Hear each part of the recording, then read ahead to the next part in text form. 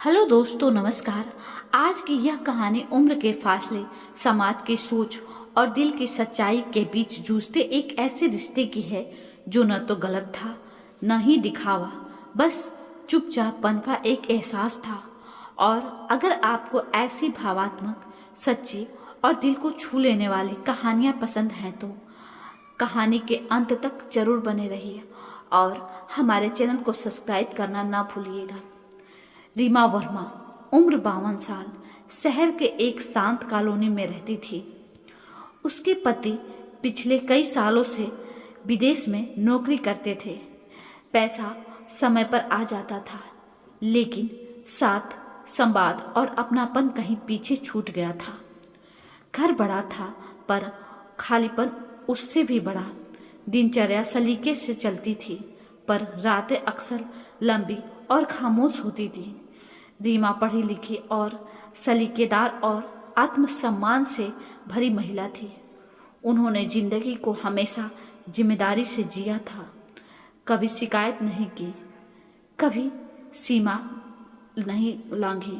बस भीतर ही भीतर एक ऐसा खाली कोना था जहाँ कोई दस्तक नहीं देता था।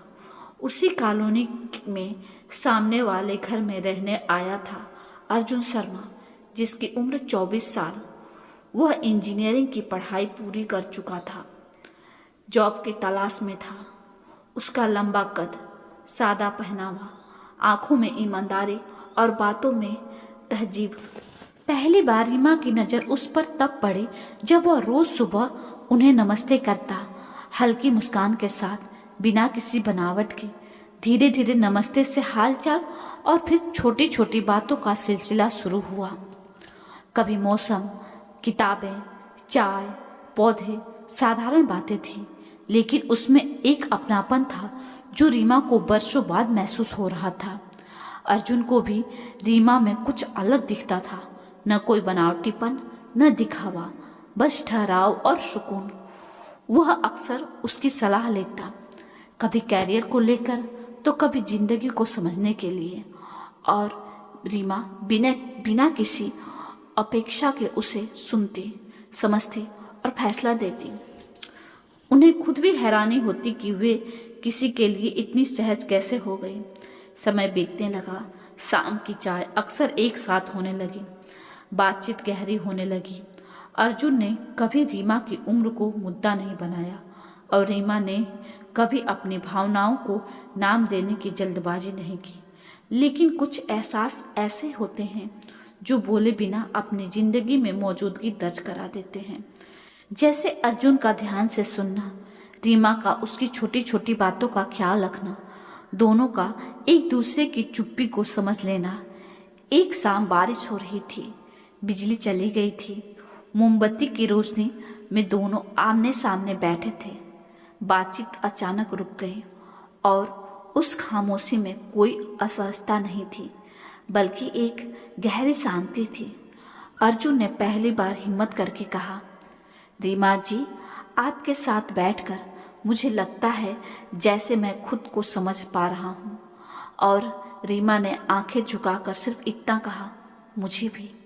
उस पल दोनों ने महसूस किया कि यह आकर्षण नहीं, यह वह बनावट था जो समय, समझ और सम्मान से जन्म लेता है। उनके बाद दोनों ने बहुत सोच समझकर अपने रिश्ते को आगे बढ़ाने का फैसला किया। कोई छुपा छुपी नहीं, कोई जल्दबाजी नहीं, बस साफ शब्दों में एक दूसरे से बात, अपनी सीमाएं, अपनी सच्चाई, समाज की सोच, भविष्य की अनिश्चितता, सब कुछ। अर्जुन ने साफ कहा कि वह रीमा का सम्मान करता है और कोई भी कदम उसकी सहमति और सहजता से ही होगा। और रीमा ने भी स्वीकार किया कि वह किसी पल भर के आकर्षण में नहीं, बल्कि एक गहरे जुड़ाव में खुद को पा रही है। उनका रिश्ता शोर से दूर, दिखावे से दूर, बस भावनाओं की गर्माहट में आगे बढ़ा। कभी कभी साथ किताब पढ़ना, कभी लंबी सैर, कभी चुपचाप बैठकर चाय पीना, कभी जिंदगी से डर साझा करना। रीमा को लगा जैसे वर्षों बाद किसी ने उन्हें सिर्फ पत्नी या उम्र दराज महिला नहीं, बल्कि एक इंसान की तरह देखा हो।